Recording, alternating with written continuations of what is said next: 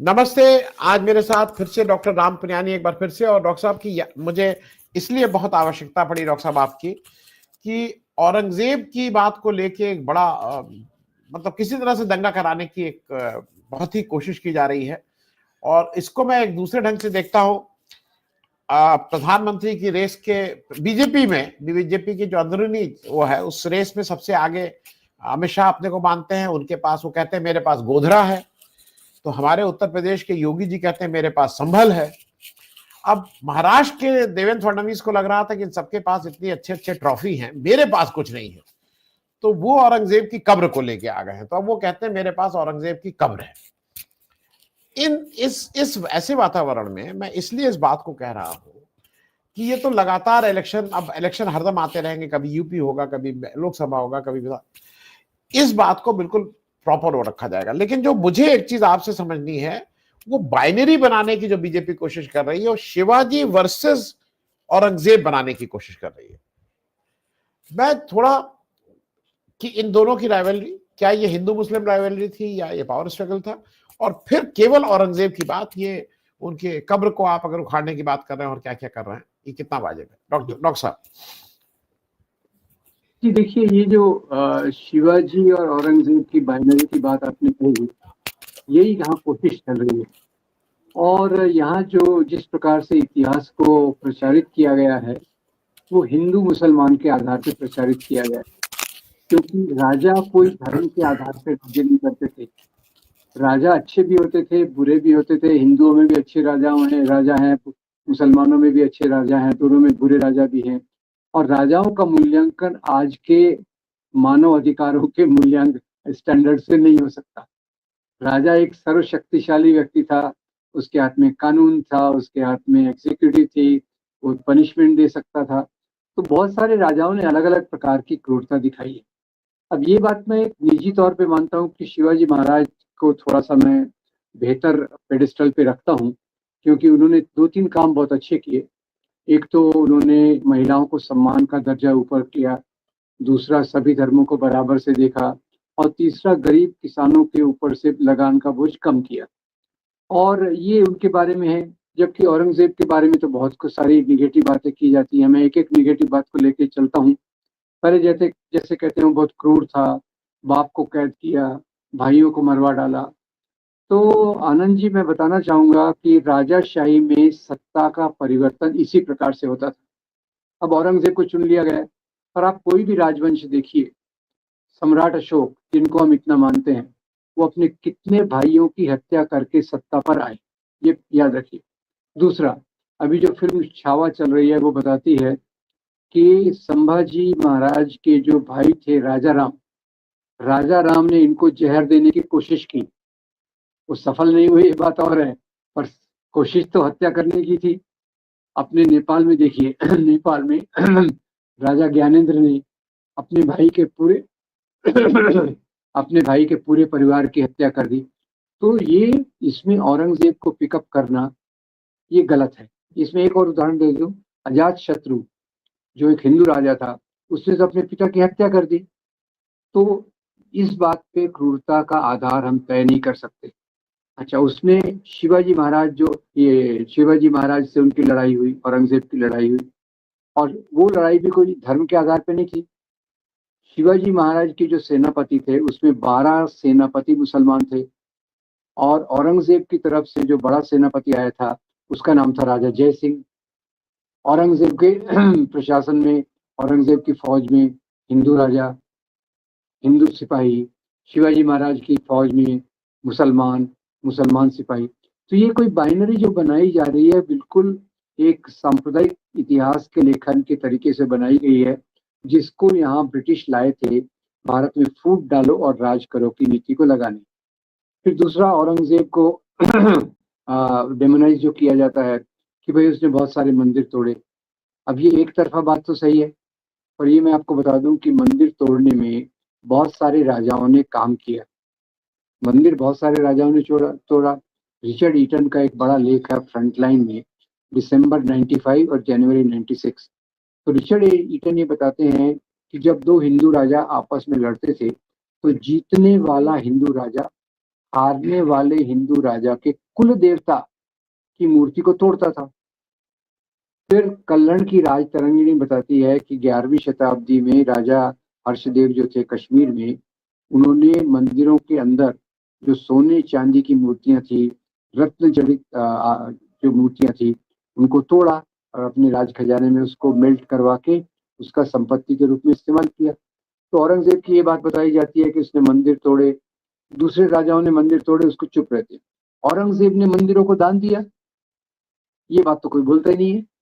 और ये बात मैं बता रहा हूँ आपको, doctor Pattabhi Sitaramayya sorry doctor Vishambharnath Pande की किताब farmans of king Aurangzeb, farmans of king Aurangzeb ने डॉक्टर पांडे ने उत्तर भारत के पुजारियों के पास जो यहाँ की औरंगजेब के फरमान थे उनको जमा किया, और बहुत सारे फरमान हैं कि मैं इस जैन मंदिर को इतना दान देता हूँ, इस मंदिर को इतनी जागीर देता हूँ, इस मंदिर को आभूषण देता हूँ, इस मंदिर को रख रखाव के लिए पैसे देता हूँ।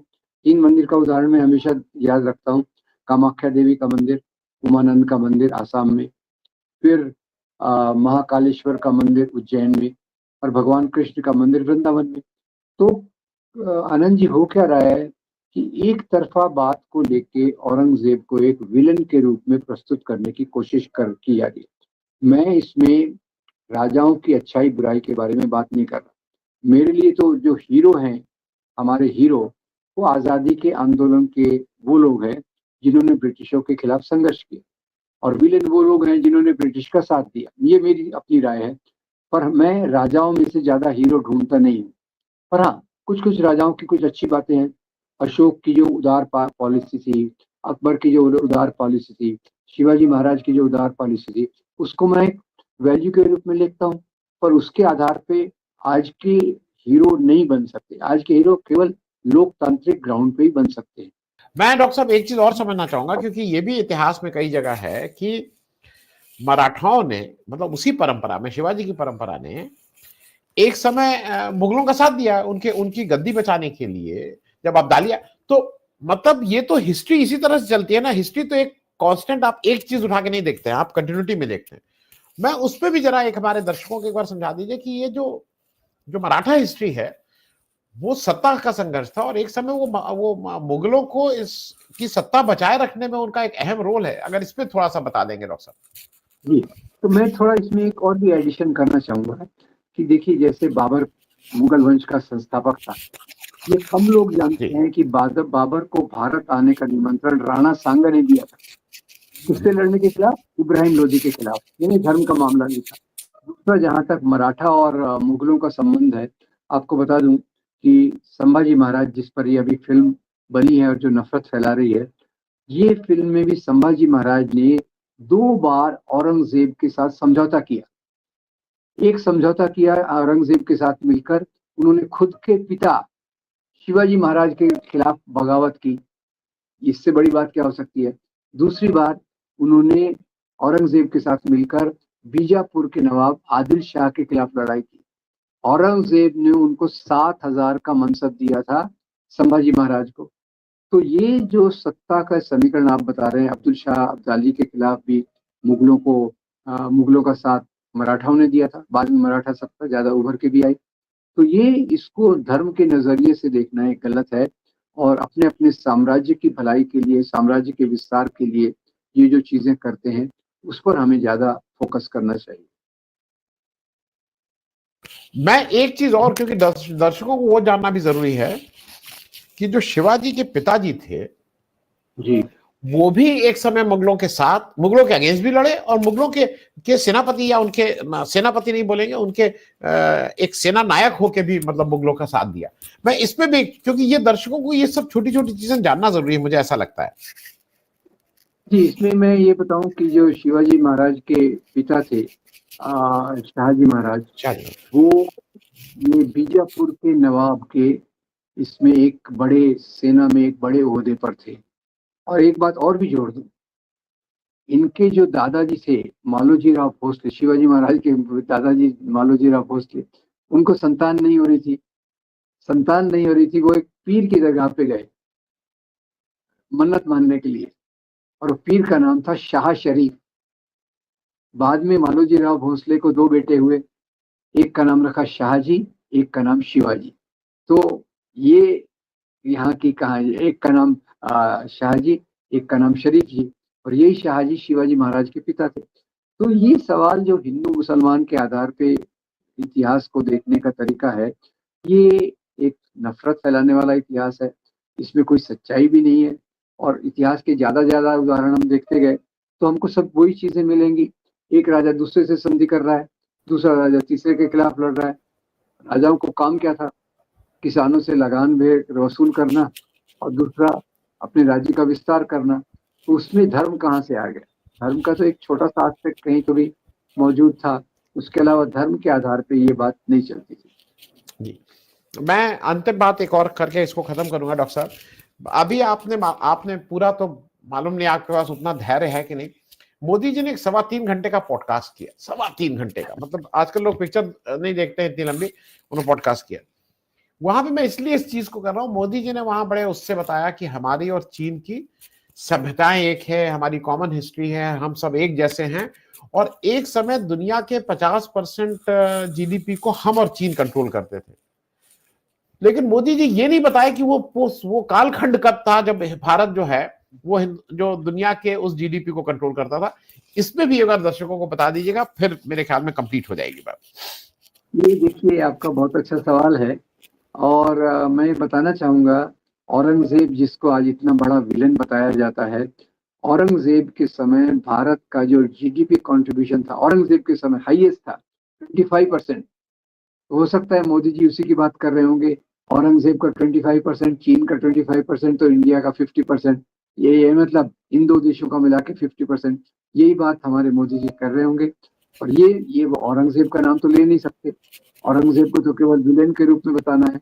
उसने जो उसके समय जो आर्थिक व्यवस्था इतनी मजबूत थी, और जो हमारा कृषि, दस्तकारी, टेक्सटाइल्स, इसकी जो प्रगति थी, ये उसके समय बहुत ऊंचे धरातल पे थी।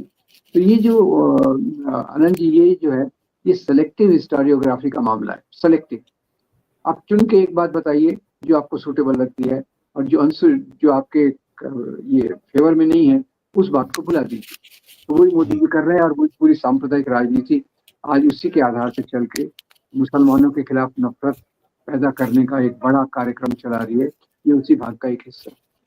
और डॉक्टर साहब ये भी एक बात, मतलब मैं इसलिए कुछ मेरे जो जहन में सवाल हैं, ब्रिटिशर्स से पहले, ब्रिटिशर्स से पहले, हाँ डॉक्टर साहब, ब्रिटिशर्स से पहले शायद, जो मेरी जानकारी, देखिए औरंगजेब के जो खराब कृत्य हैं उसको कोई उसका फेवर नहीं, लेकिन जो उसकी पॉजिटिव चीजें हैं, जैसे आप कह रहे हैं, भारत का इतना बड़ा भूभाग एक सेंट्रल अथॉरिटी के अंडर, क्या उससे पहले कभी रहा था? क्योंकि जो विस्तार उसने इस भारतवर्ष को दिया वो शायद कोई और शासक नहीं दे पाया मेरे हिसाब से। डॉक्टर साहब, ये थोड़ा अशोक इसके करीब था, और औरंगजेब का सबसे बड़ा था, क्योंकि इनका काबुल से लेके तो नीचे दक्षिण तक, और इधर आसाम से बर्मा से लेके तो इधर तक, आसाम बर्मा से लेके तो इधर तक था।